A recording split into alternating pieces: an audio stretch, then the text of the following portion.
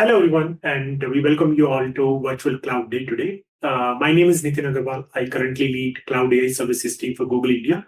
So my team is responsible for building some really innovative solutions and products for our strategic customers. You have already seen through that what kind of the way industry is actually moving on generative AI. Rajat has already explained it to you.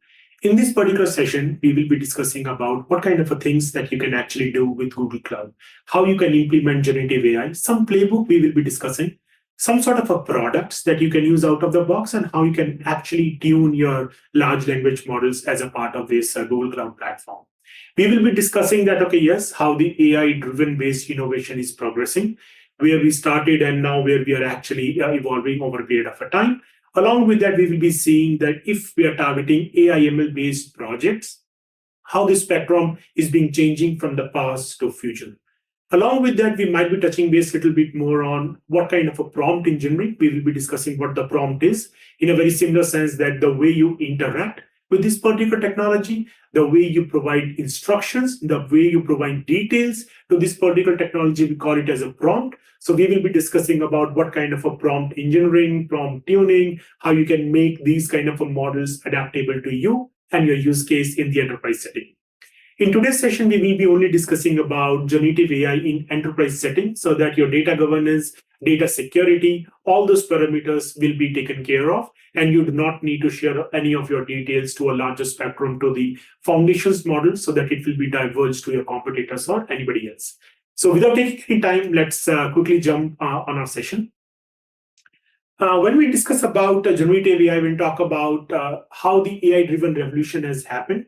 It started way back in 1970s. We discussed about decision trees. That was primarily, you can say, the first AI-based algorithm or machine learning-based algorithm came into the picture. It's still one of the darling algorithm for data scientists in today's world. So engineers started applying some sort of a rule-based system, some sort of information gain-based systems, some sort of a splitting-based systems that, okay, this will happen in these brackets, then do this, then do that, and so on and so forth. Over a period of a time, when we started getting faster computers, not like GPUs, TPUs, but still a faster computers back in 1990s, modeling and simulation started coming into the picture. Neural network also started coming into the picture. That research papers started coming out, and we started applying statistics to drive better outcomes, superior outcomes. Back in 2010s, we started getting a lot of computing power. Computing power was actually available on a single click of a button. A lot of data started collecting. Data was primarily available in open source, and as well as lots of organizations started collecting that data, and deep learning came into the picture. It's not like that this algorithm was new during that point of time, but rather because we got all the compute, we got the data, we got the skills, we started implementing a lot of deep learning algorithms during that frame of a time or during that time range. When we started implementing those things, a lot of organizations, a lot of industry vertical, primarily healthcare and financial services, they started asking questions that, okay, hey, these algorithms are working well, but how can we trust them? Can you explain these kind of a model? Can you interpret these kind of a model? And that's where model explainability or interpretability came into the picture. And we started calling them that, okay, hey, we need to augment these kind of a learning with explainability so that we will be able to assist humans better. We will be able to explain these kind of a models better to the end users. Till this point of a time, life was good. We are training the model and we're getting those outputs. Now, within the last 1.5 years, we see a lot of democratization happens. And we say that, okay, hey, can we start building and can we start using models with human-like intelligence? So when we say human-like intelligence, it means you do not need to train a human for each and every task. Rather, you will be providing all the information to humans and they just keep learning and learning and learning. And eventually, over a period of a time or over a point of a time, when they gather a lot of details, they start connecting the dots. So in a similar way, for an example, as a human, we can start connecting the dots between philosophy, computers, science, and so on and so forth. And that's exactly what we're expecting from these AI-based algorithms in today's world, or you can say in 5 or 10 years down the line. If we quickly discuss about what kind of an AI/ML-based project spectrums look like, and this is conceptualized from one of the interesting article published by Ashish Nanda and Das Narayan Das in Harvard Business Review in HBR.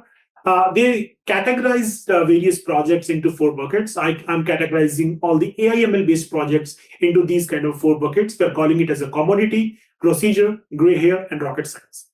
So just like the name suggests, the commodity means you're solving a routine problem. You're not innovating a lot many things, but rather you are working at a scale and you're making your processes efficient. So overall risk is low, but the option, or you can say the advantages of making value through automation actually going up and up exponentially. So the kind of ML skills required is very, very low. Risk is low, but potential output might be really, really high.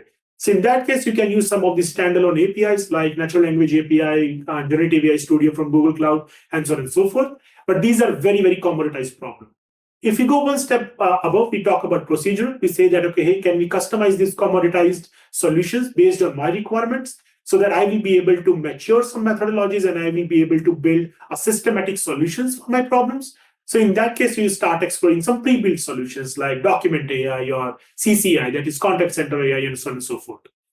When we go one step above, we say that, okay, hey, gray hair is a problem, or it's a kind of a problem, it's a category of a problem, where you start learning from experiences and you start extrapolating your knowledge based on the kind of problems you have already solved in the past. So in that case, you will start building or developing some custom solutions using Vortex AI or AutoML, building some custom solutions using notebooks, and so on and so forth. These three buckets are the most prominent right now in AI/ML. You will say most of the AI/ML problems falls into these buckets. If I'm not wrong, it's a range of 90 to 95%, even more than that. But the last bucket, the fourth bucket we're talking about is the rocket science. This is a bucket that actually addresses some unique problems, some innovative solutions. You will be building some state-of-the-art models with high cost, high risk. The AI/ML skill set required is very, very high. And along with that, because the risk is high, you will start building up your IP, your copyrights, and so on and so forth. And over a period of a time, you will be having more opportunities to add more business value. So in this case, you will be actually co-developing something or you will be researching something. 2 to 3% of the problems falling into that bucket. So the commodity will be actually taking care of almost 50% of the problem. Procedure will be around like next 20, 30%. Gray hair, next 10, 15%, and rocket science is like last 3 to 5%. Generative AI has actually changed this kind of a distribution. Now we started saying is that, okay, hey, with these kind of algorithms that has those kind of human intentions, human intuitions, human intelligence, or at least human-like intelligence or like intuitions, we can say that, okay, hey, a lot of these problems started fitting into commodity or a procedure. So when the contribution or the distribution of these two buckets in a range of 70 to 75%, that might increase to more than 90 to 95% because now you do not need to build a lot of custom solutions. Rather, you can use a pre-trained API or you can tune it a little bit as per your requirements and your model will get ready. So this is exactly the thought process will be changing over a period of a time. Technology will be getting commoditized and you will be focusing more on the data to just keep adding value based on your data so that you will be able to tune your model specific to that particular task, specific to your particular industry domain, so that you will be able to add value to your business. So with that thing, let's quickly double click on what are the large language models. When we talk about generative AI, LLMs, like a large language models start coming up as a very, very strong topic or very prominent topic. So we say that, okay, just like ML algorithms, like a standard ML algorithms work, we recognize a problem, we collate all the data, we train a model, and then we use that particular model for predictions. So now we are saying is that, can we actually train a model with like petabytes or zettabytes of data in such a way that you will be using billions of parameters? In a very, very similar, like what I should say, common man sense, we can say, my name is Nitin. In a very common sense, we can say that it contains my name is Nitin, like a 4 tokens. So when talking about billions of parameters, we're saying is that the algorithm or this particular system or this particular model has learned about hundreds or now we're talking about billions of parameters. In one of the recent studies, somebody said if a human is actually reading throughout their life 12 hours a day, the person will be able to accommodate only 5 to 10 billions of those parameters. But now with some of the large language models, one model may be having 500 to 600, and now we'll start seeing very soon a trillion parameter-based models. So it means the model has actually learned a lot of the things that humans can't even think about it. So it means with these kind of a large corpus of a data, these models are already trained. That's why we are calling them large models, because these are the large models. And because these models are trained on language, we're calling them as LLM, large language models. So if something similar is happening on images or a vision, you can call them as LVMs, like a large vision models. If this is going to be speech, you can call it as a large speech models, or it can be anything. So typically we call it them as LXM models, like large X models. X can be anything. But because language is very prominent, although some large models, including Lambda, Palm, GPT-3, etc., these are the models trained on language. Multi-models are coming up, but most of these models are trained on language. That's why large language models or LLMs became so prominent. That's a very brief overview that what kind of things that how things are changing in large language models or generative AI, how things will be evolving over a period of a time. Now you can ask me that, okay, anything, can you give me some more details that how can I push the limits using AI? What kind of things that I can implement using Google Cloud Platform? So this is a one slider that will give you a very quick overview about how the next generation features or what kind of a new products or launches looks like on Vertex AI platform. So Vertex AI is a consolidated platform that you can use for any AI ML based implementations, use cases, or anything, whatever you want to. So if you want to train a custom model, you can use Vertex AI. If you want to use some pre-trained APIs like Vision API or Natural Language API or Translation API, you can use Vertex AI. So for any AI ML related workload, you can use Vertex AI platform. This is a centralized or consolidated platform for Google Cloud. So if you start from the bottom, you can see the ML ops. If you want to train CI, CD, and CT, like continuous integration, continuous deployment, and continuous training, you will be using ML ops. On top of it, if you want to experiment, if you want to train, or if you want to deploy any model, you can use that infrastructure. If you want to build your models using notebooks, you can use Data Science Toolkit, or you can use DLVMs, and so on and so forth. But this is typically an ML platform. You can say, hey, this is a platform that I can use for the infrastructure, for my machine learning based workloads or implementations or methods. But now what kind of things that we are launching that we have already launched as a part of this Vertex AI, it's primarily on the green boxes that you can see. The first piece is a model garden. Very, very powerful tool, very, very powerful product. It contains a lots of models. When I say the models, these are the large X models. It can be text, it can be images, it can be videos, it can be anything. So it contains some hand-picked open source models, some task-specific models, and as well as a lot of foundations models. Foundations model means these are the large models that are already been trained on billions of parameters that you can actually take, and then you can tune it as per your requirements so that the model will be ready for your use cases.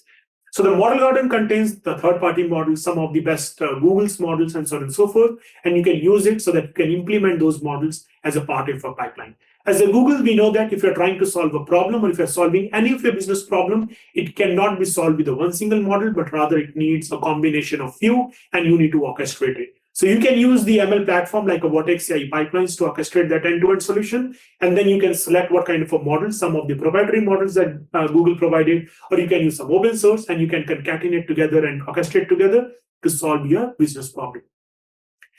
The heart of this particular product, the Vertex AI platform, is a generative AI studio. And that particular studio, it provides you a lot of capabilities. Currently, some of the capabilities exist on text. It's available on speech. It's also available on images. So you can actually write tuning. You can do a prompt design. We will be discussing about prompt designing like in few slides down the line. Or you can actually tune your model so that you can make your model very, very specific to your task. That's like a very brief portfolio about cloud AI. Now you can say that if anything, what kind of problems that I can actually solve? What kind of things that I can actually achieve? So these are the 4 buckets, and definitely we will be discussing industry-specific use cases in the next sessions. These are the 4 buckets, 4 primary categories or classification of the problems that are very, very prominent that almost everybody is solving. And I personally feel like that you should explore the platform to solve a lot of these problems. The first thing is being an analyst. You can say that, okay, how can I improve the time to value? What kind of a knowledge, what kind of an insights I can provide it from my data, so that in such a way, business audience will be able to make better decisions at the right time. So it means understanding the large data, generating insights out of it, and making that insights available to your final customers. When I say customers, it can be your internal customers or external customers. That's like one of the use cases. The second use case and a classic use case to improve the customer service. For example, can you improve the customer experience? Can you define what kind of a next question the customer is going to ask? What are their sentiments? What kind of feedback they are providing? What kind of a new product ideas they are providing? What kind of a decisions that they need? What kind of information they need from the large corpus of the data? That's primarily about customer service, so that you can actually solve your problem on your real time, and you should be able to reduce your turnaround time to its minimum. Third thing is about the creativity. It's about that what kind of a new creative ideas you can provide it to your team. For example, can you generate some text or a code or images, videos, audios, music, anything, so that in such a way you will be able to speed up the creativity process. For example, if you want to create a new ad campaign, if you want to generate or write a new blog post, if you want to write a new article, if you want to generate a new recipe, and so on and so forth. So those kind of a use cases will be falling into the creativity bucket. And finally, our favorite AI practitioners, we say that, okay, hey, I know that how large language model works. I know how this technology works. Just give me the foundation model. I will tune it as per my requirements. And then I just want to use your infrastructure to scale things up. And so that I will be able to solve this problem or integrate it as a part of larger ecosystem. So based on what kind of use cases that you have, based on what kind of a spectrum that you falls into from analyst to AI practitioner, you can actually use this particular platform or these kinds of products as per your requirements. So let's quickly jump into what kind of things, what kind of products that you can use to scale with Gen AI on GCP. So briefly discuss about the cloud AI portfolio from what I should say from top to down. We say that, hey, for business users, we're talking about contact center AI, document AI, discovery AI, and healthcare AI. These are the top 4 big portfolios. There are a lot many other things that exist. Just like the name suggests, contact center AI, if you want to improve your cost center, or improve your contact center, improve your call center, or in a short way, if you want to improve your customer experience, this is a product. If you want to process your documents, your invoices, your bills, your receipts, you can use document AI, classifying them, identifying that, okay, what is working well, what is not working well, you can use it. If you want to build a recommendation engine, personalized search, you can use discovery AI for your retail space and few other use cases. And just like the name suggests, healthcare API, if you want to, healthcare AI, if you want to process your physician notes, if you want to process your medical imaging, if you want to process like few other things like prescriptions and so on and so forth, you can use healthcare AI. So these are the 4 buckets. Just like we discussed in the previous slide for a procedure, this is particular falling into that second bucket. If you come to one level deeper, we are talking about generative AI app builder. We say that, okay, the conversation AI, foundations models, or enterprise search. For example, if you want to build a search engine based on your data set, based on your PDFs, on your URL, if you want to create a bot so that that bot will be customized to your data set, Gen AI App Builder is a very, very fantastic product where developers can use it without adding a lot of details on AI/ML, just integrating it with your product. If you go one level deeper, we say for the AI practitioners, that is going to be an end-to-end ML platform. We're talking about Vertex AI, where you can use Vertex AI Studio or Generative AI Studio, Generative AI APIs, or a model garden. Just like we briefly discussed in the previous slides, multiple options based on at what level that you want to go, whether you want to use some open source proprietary models or any other task-specific models, you can actually go and select those things from model garden. If you want to use best of the Google, like a Palm APIs and some of the best models like a Chop, so on and so forth, those will be available as a part of Generative AI Studio. So let's double click on some foundation models that are available out of the box on Google Cloud Platform. So the first and the foremost is the text model. If you want to summarize any analyst report, if you want to process any kind of a text, you say that, okay, hey, extracting the sentiments, writing a blog post, generating new ideas, and so on and so forth, text will be the thing, or text is going to be the foundation models you will be using. If you want to generate any code, Python code, SQL code, if you want to finish any Python function, if you want to add any comments, if you want to edit or optimize any code, you will be using Cody or Code Foundation model as a part of your Vertex AI Studio or Generative AI Studio. For images, if you want to edit an image, if you want to create a caption and for an image, if you want to even chat with an image, if you want to edit an image, if you want to generate a new image from a text prompt, you can actually use ImageGen or you can use image as a part of your Generative AI Studio on Vertex AI. If you want to create any dialogue, like some sort of a chat, if you want to talk about like a 24/7 customer service associate request, or if you are talking about building a virtual assistant, you can use dialogue. The next 2 foundation models primarily on audio and video and music. They are currently on roadmap. It will be available very, very soon. If you want to create any digital avatar, if you want to cut a scene from a video game, if you want to automatically generate the background scores for a music and so on and so forth, those will be available as a part of Vertex AI Generative AI Studio very, very soon. It's on the roadmap. You can actually talk to your account managers or sales teams to get some more details, to get some early access or preview access for these products. Just to give you a very quick reference, some quick guide that what kind of things based on what kind of products are available, what we briefly just discussed right now. In Vortex AI Model Garden, just like I mentioned, you can use a lot of models. It's a one-stop shop. You can either tune a foundation model, you can customize an existing model, you can take any open source model, make it task-specific model. Along with that, with a single click of a button, you can actually deploy that model and you can just integrate it as a part of your Vortex AI pipelines. So you can just directly integrate in a form of an API access. More than 80 models. These numbers are just going up and up. So as of today, it's more than 80 models. 1 week down the line, it can be 90 and 100. I cannot promise, because the way the industry is moving, with the pace this particular technology is evolving, they're moving very, very fast. But some of the state of the art, some of the really, really interesting and very powerful model like BERT, T5, Stable Diffusion, VIT, those models are available as a part of Model Garden that you can use and integrate it as a part of your platform. If we're talking about Generative AI Studio, you can see on the right side, this is exactly how it looks like. You can set the temperature, top P, top K, like some of the parameters out of it. It's a very, very simple UI. Just need to provide some text and click on the generate or submit, and it will start providing all the results. You can actually use these models into production. Generative AI Studio, it's in GA. You can add it as a part of your production workloads. You can start implementing it and start adding value to your business.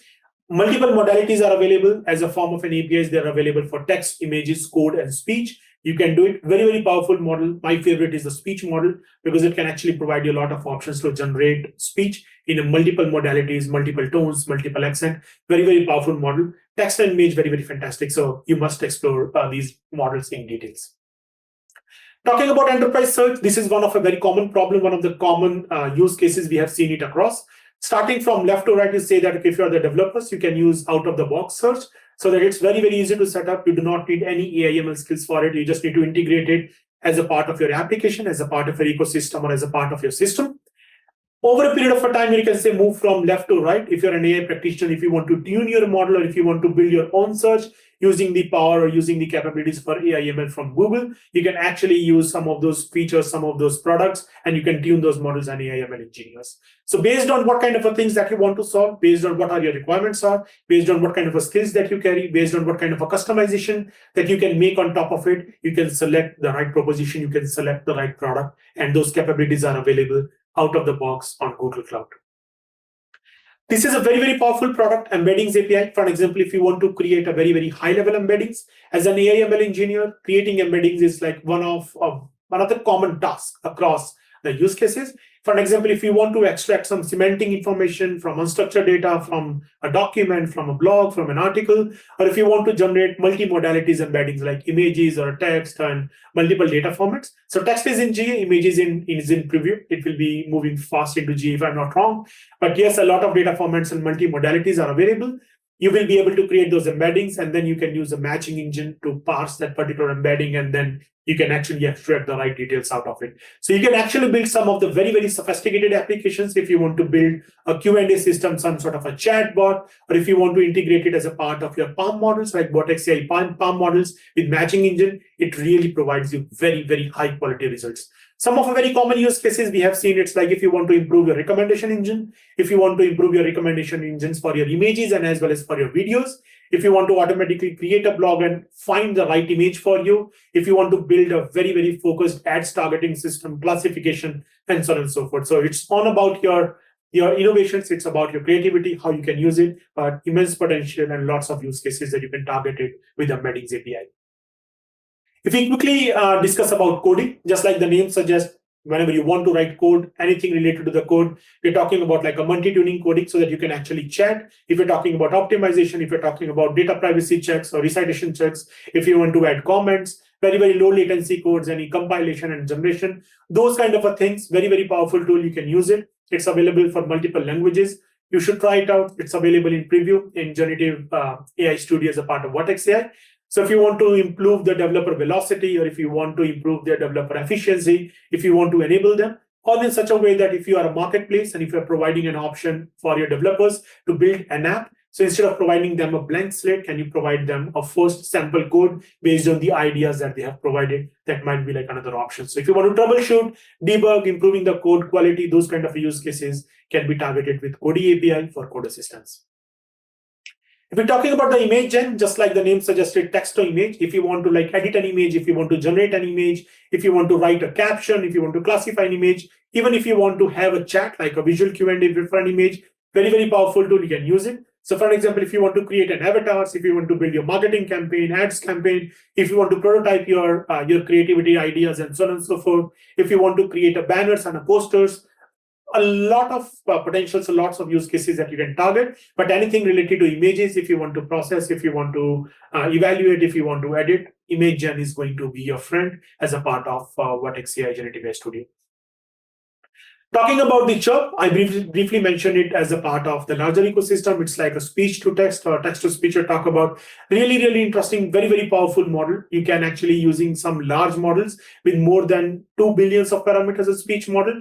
The overall accuracy or performance, it's all around like 98%, and it's really working very well. The overall performance has improved by adding those kind of high-level parameters or a larger parameter set, and it can unlock very interesting use cases for various languages. So when I say the various languages, in India, one of the biggest challenges, the vernacular language. For example, if you want to caption a Punjabi song or to a Kannada song and so on and so forth, it's a very complex problem to solve. So you can actually caption your videos. You can use it as a voice assistant for various languages, and you should try it out. If you are using English or mix of various languages, it works really well. Those are some of the things, some of the products that you can actually use as a part of your Generative AI Studio. These are only few of them. There's a lists of use cases you can solve. Definitely, we will be looking forward to lots of those use cases in the subsequent sections. What kind of an implementations, what kind of a use cases or enterprise use cases you can solve it across the industry verticals. We will be discussing that thing in detail. Let's briefly discuss about how an enterprise architecture looks like for this implementation. One common question that we get that, okay, hey, if I'm actually providing my data to tune the model on, where the data will be stored? Like, will it be part of the base model? How should I retain my competitive advantage or my differentiating factor because it is my data? So this will actually solve, or this will answer a lot of those kind of questions. If you talk about extremely left, we're talking about that, okay, hey, the chatbot or your users, this is going to be your environment. On top of it, you will be setting up your dedicated Google Cloud perimeter that only you have access to it. You have the full authority on that particular perimeter, what to store, what not to store. Whenever you're actually tuning any of these kind of enterprise-based models, it creates an adapter layer. An adapter layer will be actually residing into that particular perimeter. So whatever the kind of a conversation AI or enterprise search or anything, whatever the things that you're doing for the adapter layer, that will be stored in your perimeter. But the large frozen base model will be actually stored into the central hosting, that is Google Cloud Central Hosting. So it is based on your data, based on your prompts, based on your content, based on your inference, based on the feedback that you will be actually providing back to the model. Everything will be stored into that particular adapter layer, and everything will be actually secured, and it will be controlled by you. So in some way, if you say that, okay, hey, all this data, all this content it is of no use to me, I want to move forward with some different use cases, just remove that adapter layer and everything will be gone. So foundation model or what you can say the frozen model may not have any idea that exactly what happened with your models, with your data, with your system. Interesting point is you can actually connect these kind of things to your on-prem, to any other alternate cloud. So it actually provides you a lot of flexibility to use the right capacity, to use the right capabilities of Google Cloud Platform whenever you want it, wherever you want it. On top of it, just like you can see on the slide, say that, okay, hey, if you want to restrict, if you want to make it more secure, adding CMAC like encryption keys or in VPC secured parameter through VPCSC or DRZ, you can actually use it. You can make it highly secure and you can make it come on as per your requirements. So this is how enterprise architecture looks like based on these kind of products, based on these kind of things that you can actually do. Before closing out this session, I just want to give you some thoughts that, okay, hey, how you can build some things with Google Cloud using generative AI, using some of the prompts. I discussed and I mentioned prompts a lot, multiple times. So what the prompt, like what do you mean by a prompt? What exactly the word is? So prompt is like any text input that you want to pass as an input to the model. So if you say that, okay, hey, I want to write a blog post. So you provide that, okay, hey, can you write me a blog post on travel? I'm traveling to this city. Can you write me a blog post? So the input that you're providing, the question that you're asking, that's the prompt that you're actually providing it to the model. So when talking about the prompt design, based on how you're providing those inputs, you can actually improve and you can give more context to the model so that you will getting better output. And that particular domain, we call it as prompt engineering or a prompt design. So it means it's actually an art and as well as science to figure out what kind of inputs that you should provide to the model, what kind of a context, what kind of a details you provided to the model, so that you will be getting a behavior that you want. For an example, you say that, okay, hey, I'm going to New Delhi, can you write me a blog post? You will be getting some outputs. But if you're saying is that, okay, I'm going to New Delhi to visit Akshardham, I am like a devotee for this particular thing, or for this particular god, or so on and so forth, can you write me a blog post with this intuition and this sentiment and within 200 words or 100 words? In that case, you're providing a very, very specific input. That's like a prompt engineering. You will be getting very specific output in the second use case rather than the former use case. How you can actually do it? There are multiple ways to do these kind of prompts. We call it as a zero shot. It means, just like the name suggests, zero shot. You're not providing any context. You're just asking a model or requesting a model to provide you the output. So it means you're just providing a description of the task and you're saying is that, okay, give me the output. But on the other sense, if you're saying is that, okay, you're providing one shot prompt. So for an example, you say, who is the president of India? You're providing the name. And then you're saying is that, okay, who is the president of America or for Britain, or so on and so forth, whatever it can be. So in that case, we're actually providing one input as a sample input. We call it as like a one shot. In this case, you're saying you're providing one example as an input so that model can understand what kind of an output you're expecting from that particular question you're asking to it. In the similar way, just like a one shot works, few shots work in exactly the same way. But over here, you're providing few inputs instead of one input, so that model will actually learn from it and start providing you the results that you want to in exactly the same fashion. So in this case, that gives you like another opportunity. We call it as model tuning. That goes one level deeper. Just like you say that in a zero shot, you're not providing any examples. In one shot, you're providing one example. In few shot, you provide like a few examples. You say that if anything, what if I have like 1,000, 2,000 or 5,000 examples, what should I do? So that's where you will be venturing out into tuning, where you are actually started making your model adapting to a new domain, to a new set of questions, to a new kind of a knowledge. So this is what creates an adapter layer. So what we briefly discussed in the previous slide, whenever you tune a model, it creates an adapter layer. That adapter layer will be having all the knowledge, all the domains, all the information, all the wisdom that you're providing it to you. There are two different ways to do it. One is a prompt tuning. Second one is a model tuning. We also call it as a fine tuning. So just to give you a reference from left to right, you say that, okay, if you're just going for a prompt design, so you're saying is that, okay, you're engineering a prompt. You're providing some inputs in a particular format, providing some samples and examples, and then you're only calling it as a frozen model. So in this case, what you're saying is that your pre-trained model is frozen. Based on the input text and based on the prompts that you're actually providing, you will be getting a better and a very specific output in that particular format. Second option we say is that it's like a very parameter efficient tuning. Some of the names that you might have already heard, it's LoRa and so on and so forth. So it's actually provide you a pre-trained frozen model, but you provide a tunable prompt. So in this case, you're actually teaching a model with few hundreds or few thousands of tunings or prompts that this is the input, this is the output, this is the input, this is the output, in such a way that model will start learning to rewrite that particular output in your own style. So if you say that, okay, if you need to tune a model for your email writing so that it actually inhibit your personality, you can tune that particular model based on your inputs, based on your replies that you have sent it as a part of your emails. But if you need a very, very stronger task performance, you can actually go to the extreme right, that is fine tuning. You say that, okay, you can actually pre-train the model. You can add a lot of those kind of a text to tune a particular model so that your final model will be tunable. It requires a lot of bandwidth. It requires a lot of compute. It's very, very expensive as well. But it actually tune your base model so that your model will be even efficient based on your requirements, based on your personalization, based on your recommendation. So it actually efficiently fine-tune model to classify those kind of a text, but it requires a lot of compute and it's very expensive. So these are various ways to do those kind of a prompts. A lot of these options are already available as a part of your Generative AI Studio. You can use prompt design as a part of your Generative AI Studio text and images. You can do pattern or fine-tuning as a part of the fine-tuning model available in Generative AI Studio. So you can actually fine-tune your text Bison model that's available, that's built on top of PaLM model. You can do it through Vortex AI platform. So just to give a very quick reference that what kind of tuned models we're talking about, you might have heard about MedPalm 2, Sundar mentioned as a part of IO 2023 as well, and Gemini model. So these are some of the tuned models prepared by Google. So MedPalm is very, very focused on medical knowledge. It actually advises some state-of-the-art model.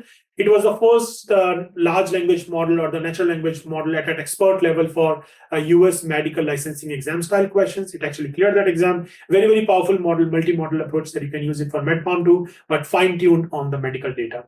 In a very, very similar way, the Gemini model, this is the next generation model. It was actually built ground up to be multi-model and very, very highly efficient for these kind of use cases. So these are fine-tuned based on safety, and they are available in various sizes and capabilities so that you can select it as per your requirements. And based on that, what kind of an outputs that you can provide, what kind of a cost structure that you have in your mind, where you want to use it, what kind of a latency and a throughput that you will be expecting from these models, you can select the right fine-tuned models as per your requirements. So these are only few examples. That's like a very brief introduction, what kind of a things that you can do with generative AI, what kind of a things that you can do, what kind of a things that you cannot do, and so on and so forth. But that's like a brief review about Playbook. And that's all from my side. Enjoy your rest of the time at Virtual Cloud Day. I'm very sure that you will be enjoying a lot of the use cases we'll be discussing as a part of our enterprise setting, as a part of our industry vertical sessions. And you will start connecting the dots that how you will be using these technologies for a specific use case in your industry verticals. And thank you so much for your time and enjoy your time.